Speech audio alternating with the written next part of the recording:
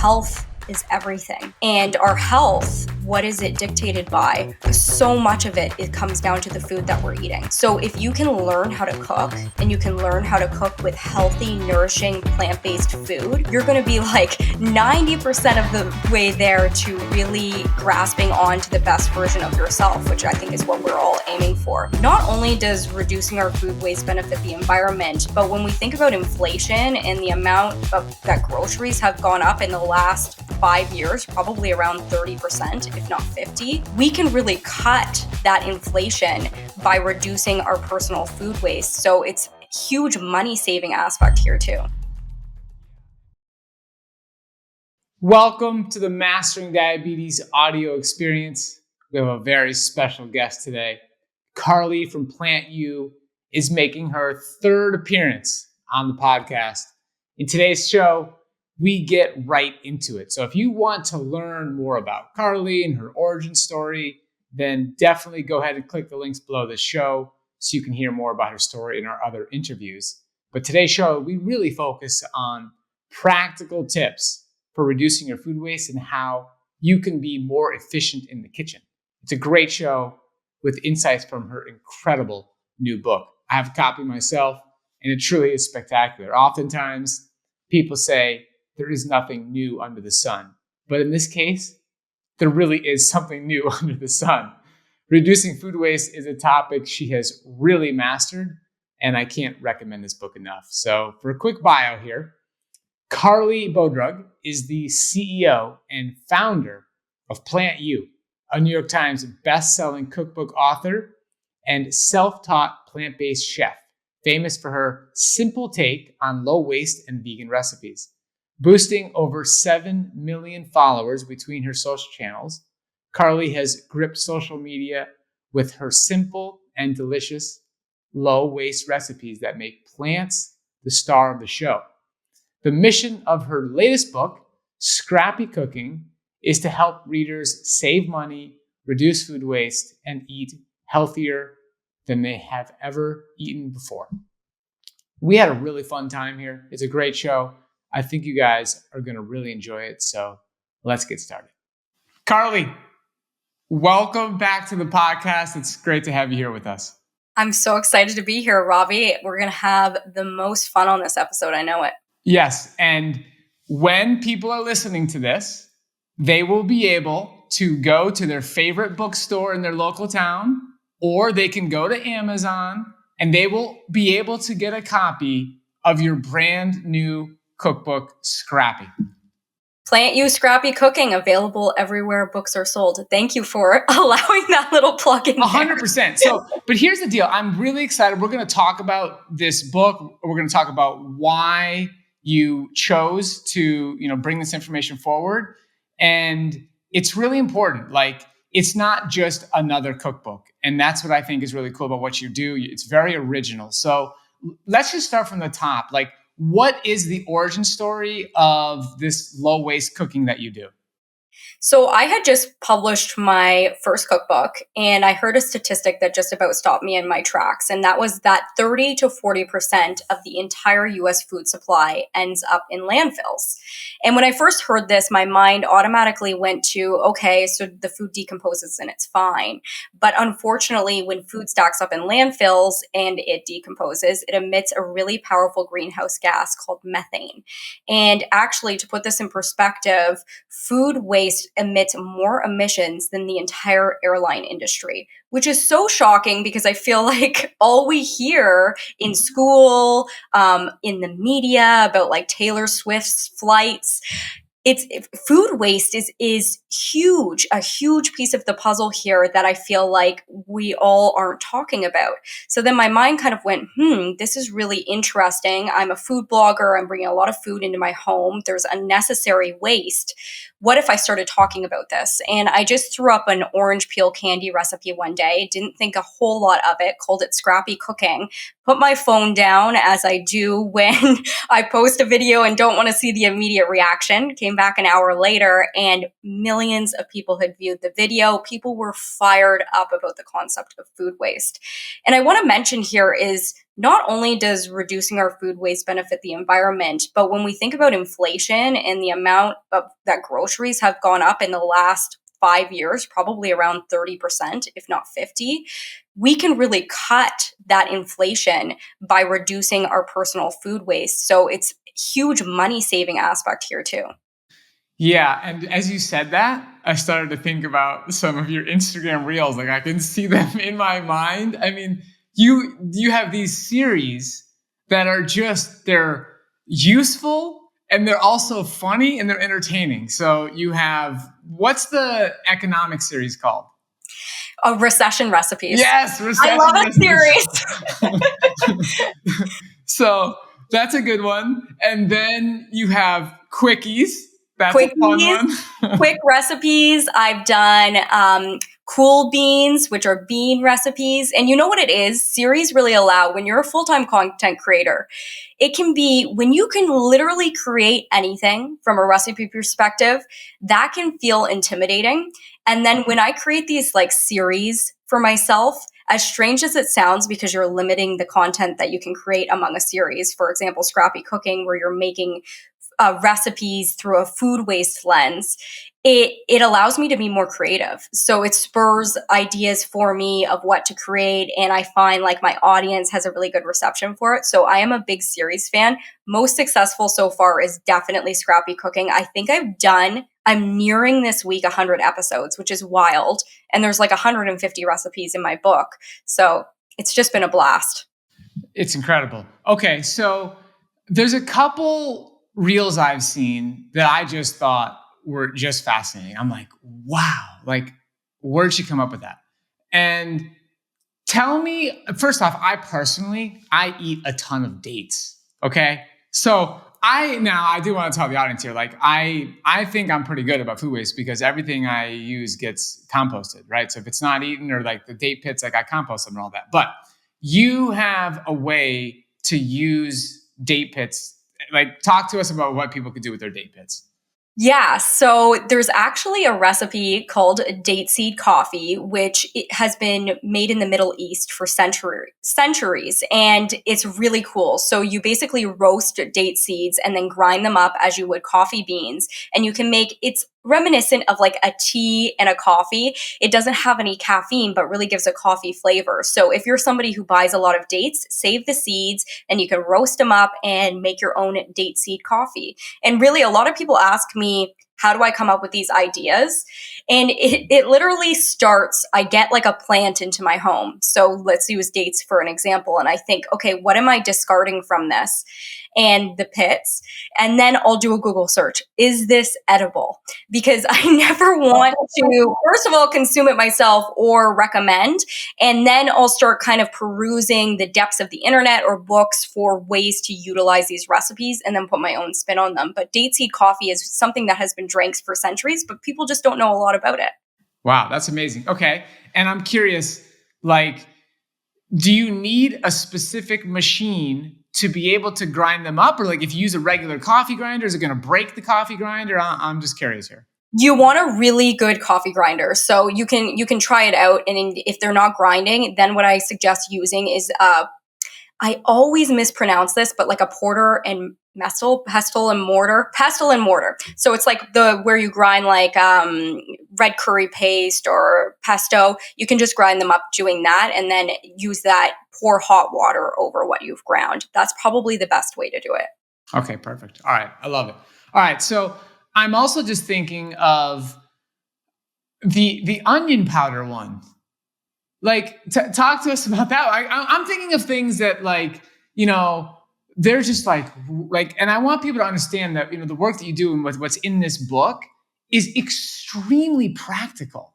Like, I can almost guarantee you that everybody listening to this show, if you're a fan of Mastering Diabetes and the work we do, you know how much we love dates, and you treat your lows with dates if you're living with type 1. Like, you have dates in your house, like, and you can do something with those pits. Like, we all are eating onions. Onions is a very great medicinal plant. Like, talk to us about the onion stuff you got.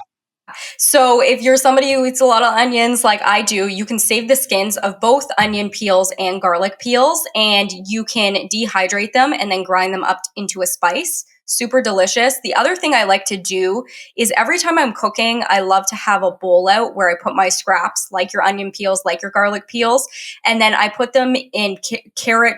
If you peel carrots, this is great for that too. I put them in a reusable freezer bag, put it in the freezer, and then when it's full, I'll add it to a stock pot with a bunch of water, little turmeric, garlic powder, and boil it. And you can make your own really nutrient dense broth. So I like to call this the scrappy broth in the book.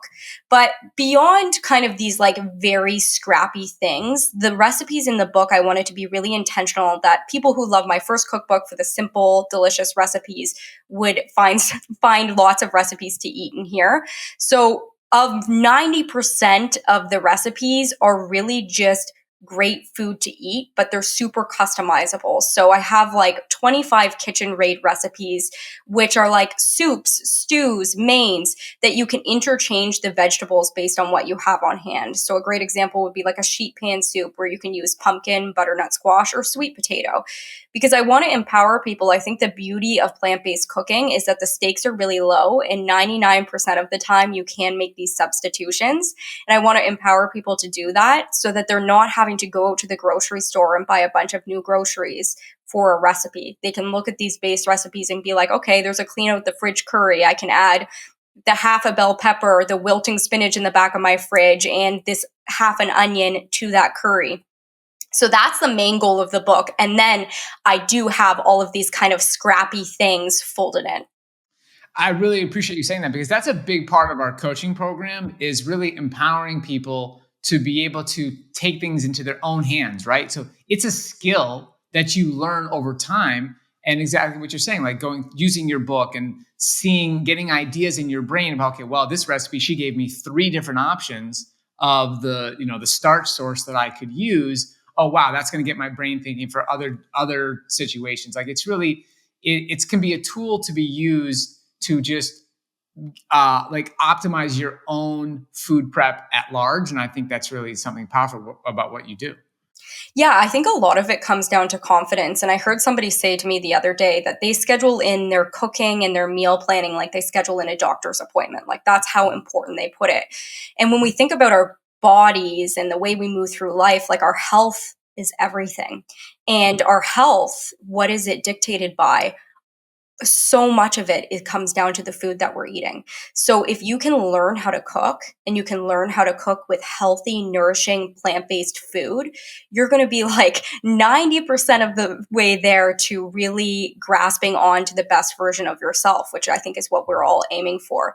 So that's really when I write my cookbooks and I write the recipes and I'm trying to teach people these fundamentals of how to cook. That's kind of the lens I'm using. Okay, I want somebody to learn this. I think we overcomplicate things. And even in my own household as a food blogger, I typically cycle through similar recipes every week, but I'm interchanging the proteins and the vegetables and the starches. So I wanted to teach people how to do that. And I'm sure you do the same work in mastering diabetes, like you said.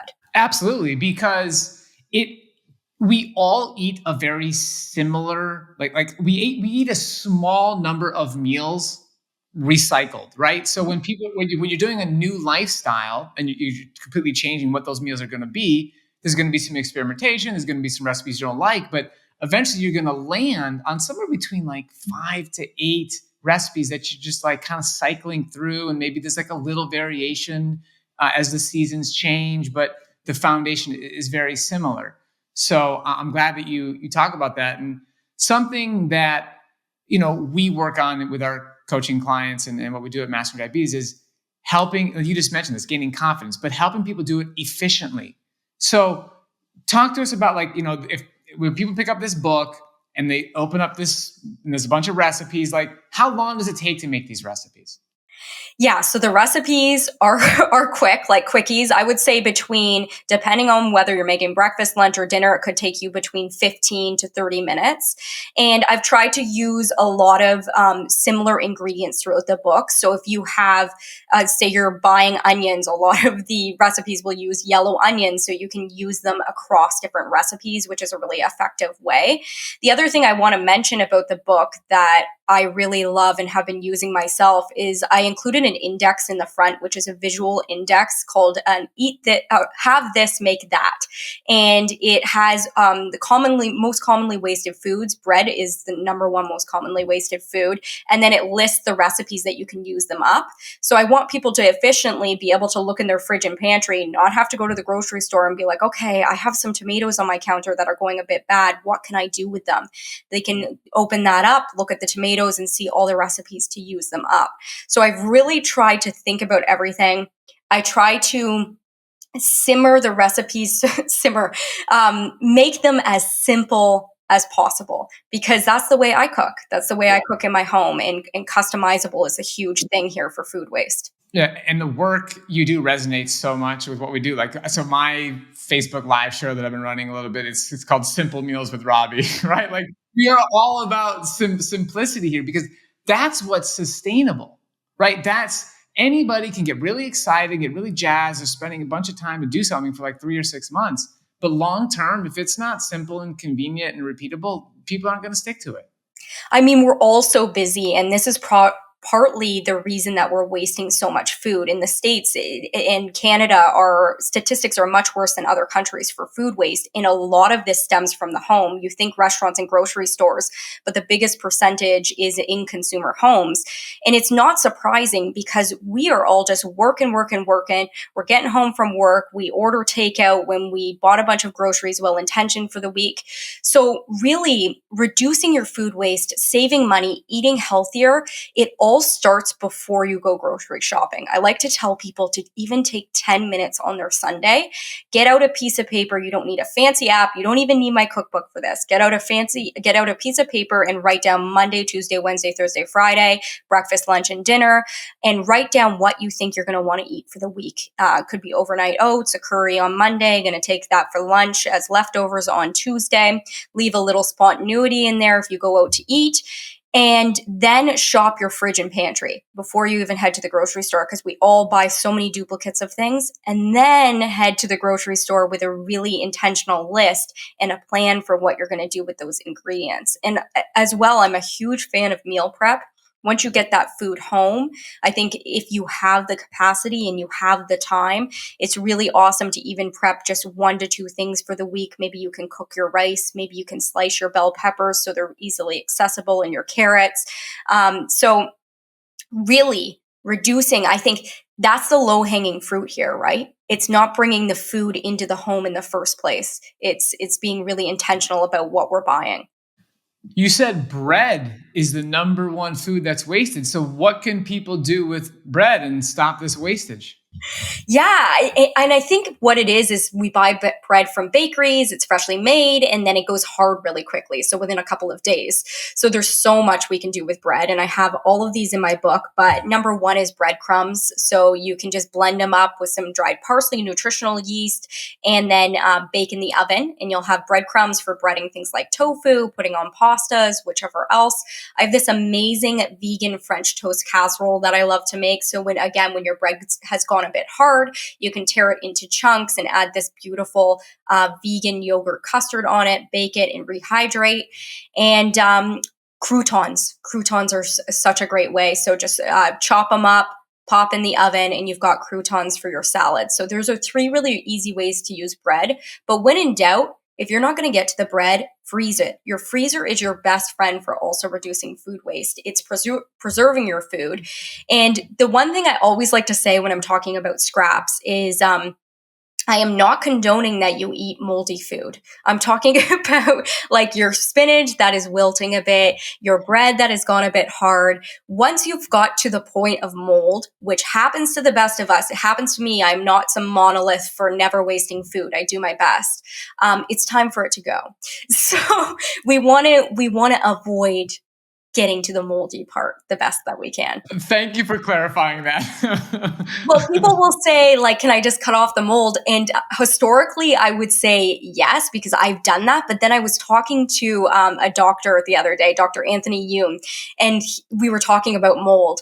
And he said, do not cut the mold off your bread and eat it, because there's been studies that have shown their spores are like all throughout it, the mold spores. So now I am doing the responsible thing, and If it's moldy, it's time to go. It's time to go.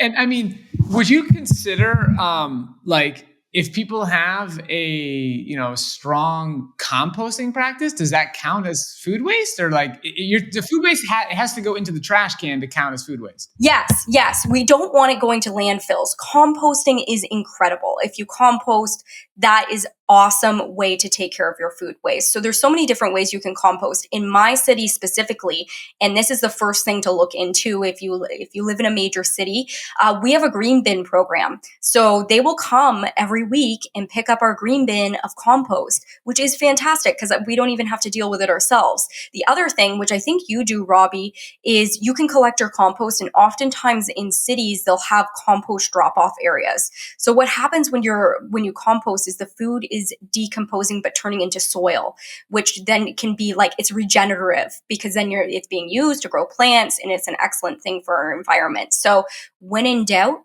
compost is great. I am not an expert on backyard compost. Wish I was, maybe one day. You bring it to a site, don't you? Over the years, I've been bringing it to different places. Okay. Yeah, I see And your stories about that. yeah. So I want to give a huge plug, okay, to this amazing software. It's called Make Soil. Okay, you can find it. It's an app.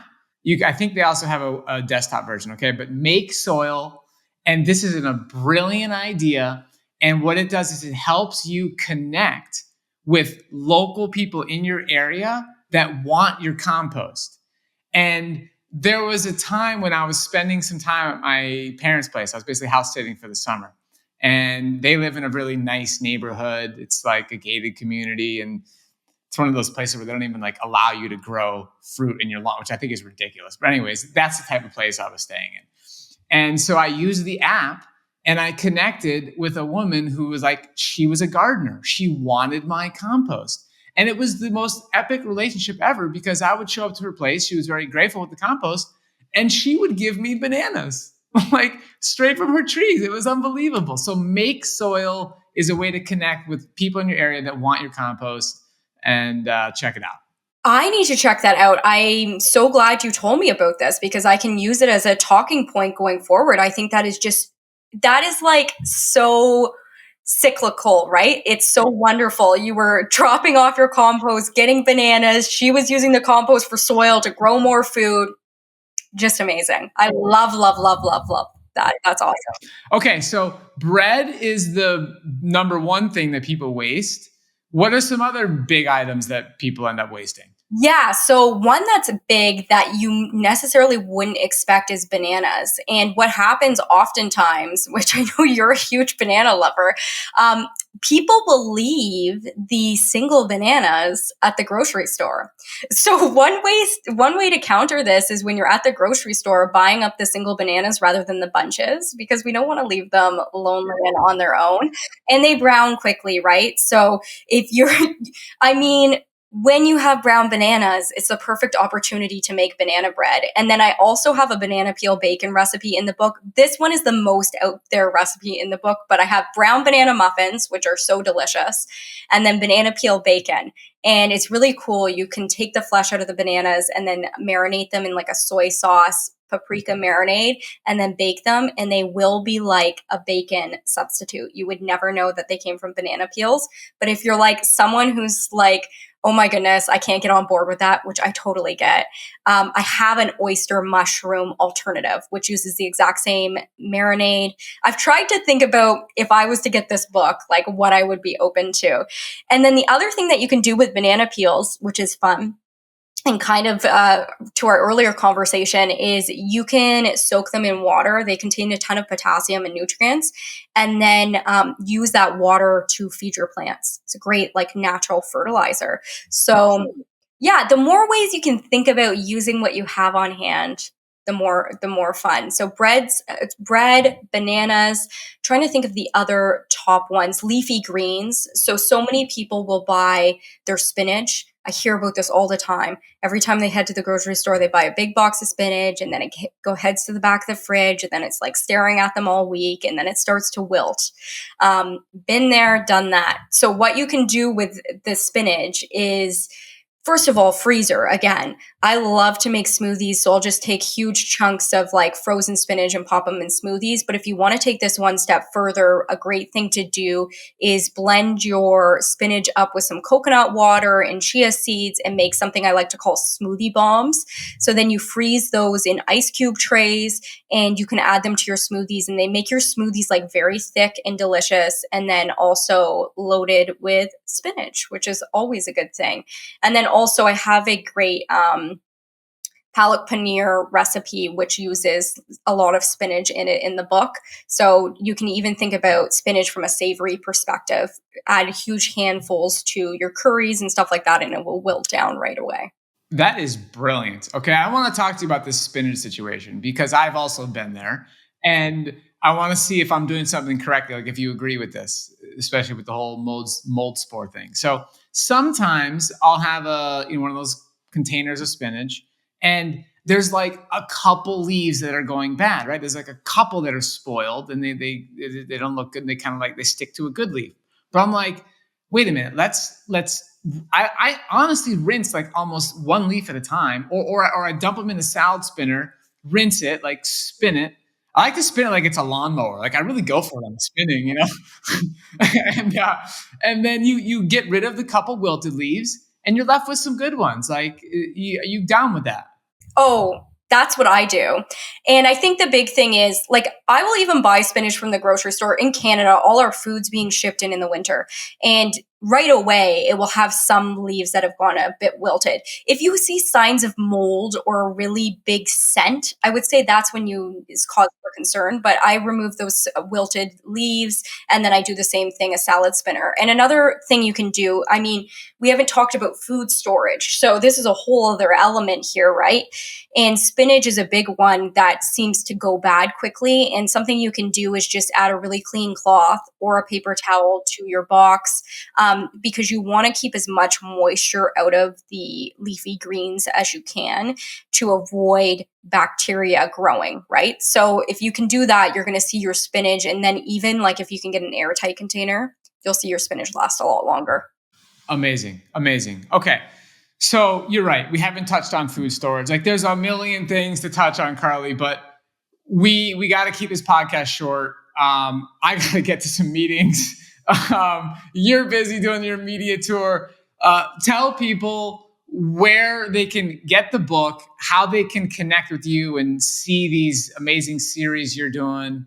And I think you have like a meal plan, or like you have all kinds of things. What's going on in the Plant You world? Yes, so you can find me on any social media platform other than Snapchat. I haven't made it onto there yet. At Plant You, so plant and then YOU. And you can check out the book and buy it now at scrappycookbook.com. If you just search Scrappy at any retailer of your choice that sells books, it'll probably come up. And your orders obviously mean the world to me. I got a lot going on, but my big focus right now is getting this book into people's hands, because I think it's going to have a huge impact on health, the planet, and people's wallets, which is the main goal here right now. But thank you so much, Robbie, for having me on again. This has been like, I could talk for hours. It's been a blast. 100%. Yeah, I could talk for hours too. And I also want to, people heard us say this often, over and over again when we were getting our book out in the world, which is like, when you can support your local bookstore, we still want them to stay in business. Like if you can, get it there, make the phone call, see if they have it, or even if you're like, you know what, I got to get it now. Okay, fine. Buy it on Amazon. You'll get it tomorrow. But then when you're going to buy a gift for somebody, see if you can get it at the local bookstore and ship it to them. So don't forget about those people. We really want them to stay in business. Thanks, Robbie. Yeah, 100%. Thank you, Carleigh.